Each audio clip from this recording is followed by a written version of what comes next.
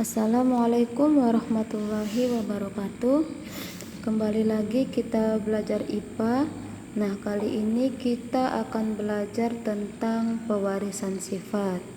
Sebelum kita memulai pelajaran kita, marilah kita membaca basmalah. Bismillahirrahmanirrahim.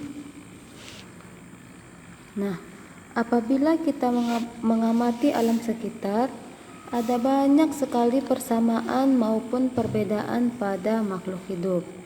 Persamaan dan perbedaan ini biasanya terjadi antara induk dengan keturunannya atau antara orang tua dan anak-anaknya.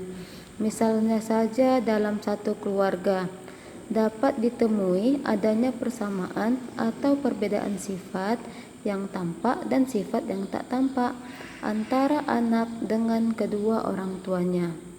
Sifat yang tampak ini contohnya raut muka, bentuk tubuh, bentuk wajah, warna mata, warna kulit, dan jenis rambut. Sedangkan sifat yang tak tampak itu contohnya bakat, kecerdasan, suara, dan golongan darah. Nah, pewarisan sifat ini merupakan penurunan sifat dari induk atau dari orang tua kepada keturunannya atau kepada anaknya. Nah, ilmu yang mempelajari tentang pewarisan sifat ini disebut dengan genetika. Sifat-sifat suatu makhluk hidup diwariskan melalui sel kelamin jantan dan sel kelamin betina. Nah, bagian sel yang bertanggung jawab terhadap penurunan sifat ini terdapat di bagian inti sel atau nukleus. Di dalam inti sel ini terdapat kromosom.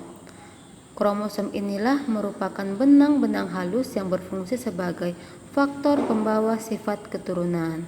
Nah, di dalam kromosom terdapat substansi pembawa sifat keturunan yang terdiri dari senyawa kimia yang disebut gen. Gen ini berfungsi sebagai penentu sifat-sifat suatu makhluk hidup. Nah, kromosom dan gen inilah yang mengendalikan pewarisan sifat pada makhluk hidup. Pada bab ini kita akan belajar tentang gen dan kromosom, DNA dan RNA, serta istilah dalam genetika. Gen dan kromosom. Gen adalah unit penurunan sifat bagi organisme hidup. Pada umumnya, suatu gen dinyatakan dengan simbol huruf. Gen yang sama jenis seperti MM atau M kecil disebut homozigot, sedangkan gen yang berbeda jenisnya seperti M besar, M kecil disebut heterozigot. Jika gen dominan bersama-sama dengan gen resesif, sifat yang akan tampak adalah sifat yang dibawa oleh gen dominan, dan sifat yang dibawa oleh gen resesif itu tidak muncul. Nah, komposisi dan susunan gen-gen di dalam tubuh makhluk hidup itu disebut genotip. Genotip setiap makhluk hidup berbeda-beda yang dapat menentukan sifat-sifat suatu makhluk hidup tersebut. Nah, pada dasarnya genotip adalah sifat pada makhluk hidup yang tidak terlihat. Lawan dari genotip adalah fenotip. Fenotip itu yaitu sifat pada makhluk hidup yang dapat terlihat. Sifat fenotip ini merupakan perpaduan antara sifat genotip dan lingkungannya. Nah, jika gen dominan bersama-sama dengan gen resesif, sifat yang akan tampak adalah sifat yang dibawa oleh gen dominan, dan sifat yang dibawa oleh gen resesif tidak akan muncul. Sebagai contoh, misalnya sifat pendek dominan terhadap tinggi. Nah, jika gen untuk pendek muncul bersama-sama dengan gen untuk tinggi, sifat pendeklah yang akan muncul pada keturunannya. Kromosom. Kromosom adalah materi genetik yang berupa benang-benang halus atau kromatin yang berfungsi sebagai pembawa informasi genetik kepada keturunannya. Setiap inti sel makhluk hidup memiliki dua jenis kromosom, yaitu kromosom tubuh atau autosom dan kromosom kelamin atau gonosom. Kromosom tubuh ini berfungsi untuk menentukan sifat-sifat tubuh suatu kromosom. Kromosom tubuh dilambangkan dengan A besar yang berasal dari kata autosom yang terdiri dari 22 pasang atau berjumlah 44 buah. Autosom terletak pada sel tubuh dan berpasangan sehingga disebut kromosom diploid, ditulis dengan 2N.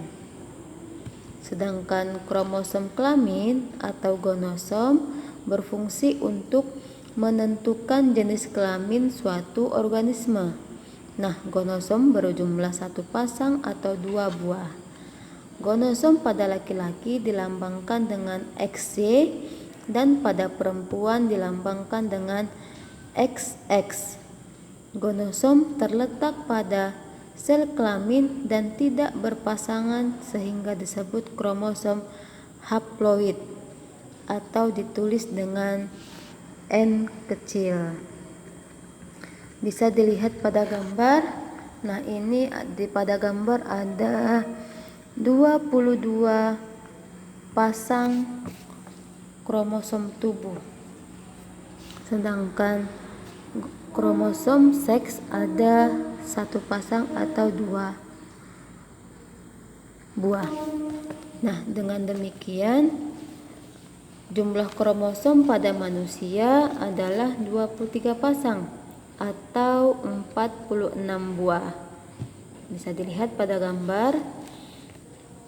Nah, kromosom laki-laki ditulis dengan 44 A besar ditambah XY, sedangkan kromosom wanita ditulis dengan 44 A besar tambah X besar. Perhatikan bagan berikut. Di sini ayah memiliki 46 kromosom dan ibu memiliki 46 kromosom. Nah, spermanya memiliki 23 kromosom dan sel telur memiliki 23 kromosom. Antara sel sperma dan sel telur terjadi fertilisasi yang menghasilkan zigot yang memiliki 46 buah kromosom atau 23 pasang kromosom, sehingga individu baru memiliki 46 buah kromosom atau 23 pasang kromosom. Jelas ya? Selanjutnya DNA dan RNA. Nah, DNA mengandung informasi genetik yang akan diturunkan kepada keturunannya. Umumnya DNA ini terdapat di dalam kromosom, sedangkan RNA terdapat di dalam sitoplasma. Nah, perbedaannya RNA memiliki ukuran yang lebih pendek daripada DNA dan berbentuk pita tunggal. Selanjutnya istilah dalam genetika. Yang pertama, sel haploid dan diploid. Sel diploid ini merupakan sel yang memiliki kromosom dalam keadaan berpasangan, atau sel yang memiliki 2 set atau 2 perangkat kromosom. Di berarti 2, ploid berarti set atau perangkat. Nah, haploid ini terjadi karena pada saat pembentukan sel kelamin, sel induk yang bersifat diploid membelah secara meiosis, sehingga kelamin anaknya hanya mewarisi setengah dari kromosom induknya. Maka dalam sel kelamin manusia terdapat 23 kromosom yang tidak berpasangan atau hanya memiliki seperangkat atau 1 set kromosom saja. Selanjutnya yaitu genotip. Genotip adalah susunan gen yang menentukan sifat dasar suatu makhluk hidup dan bersifat tetap. Dalam genetika, genotip ditulis dengan menggunakan simbol huruf. Setiap karakter sifat yang dimiliki oleh suatu individu dikendalikan oleh sepasang gen, sehingga dalam genetika simbol genotip ditulis dengan huruf. Fenotip. Fenotip adalah sifat yang tampak pada suatu individu dan dapat diamati dengan panca indera. Misalnya, rambut keriting, tubuh besar, buah rasanya manis, warna bunga merah. Nah, fenotip ini merupakan perpaduan dari genotip dan faktor lingkungan. Yang selanjutnya, dominan. Dikatakan dominan apabila gen tersebut bersama dengan gen lain akan menutup peran atau sifat gen pasangannya tersebut. Dalam persilangan gen, dominan ditulis dengan huruf besar. Sedangkan resesif apabila berpasangan dengan gen lain yang dominan, ia akan tertutup sifatnya atau tidak muncul. Tetapi jika ia bersama gen resesif lainnya, sifatnya akan muncul.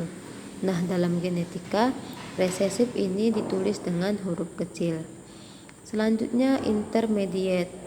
Intermediate adalah sifat individu yang merupakan gabungan dari sifat kedua induknya. Misalnya, bunga warna merah disilangkan dengan bunga warna putih, menghasilkan keturunan berwarna merah muda. Selanjutnya, hibrid. Hibrid adalah hasil perkawinan antara dua individu yang memiliki sifat beda. Bila individu tersebut memiliki suatu sifat beda disebut monohibrid. Dua sifat beda disebut dihibrid. Tiga sifat beda disebut trihibrid, dan selanjutnya.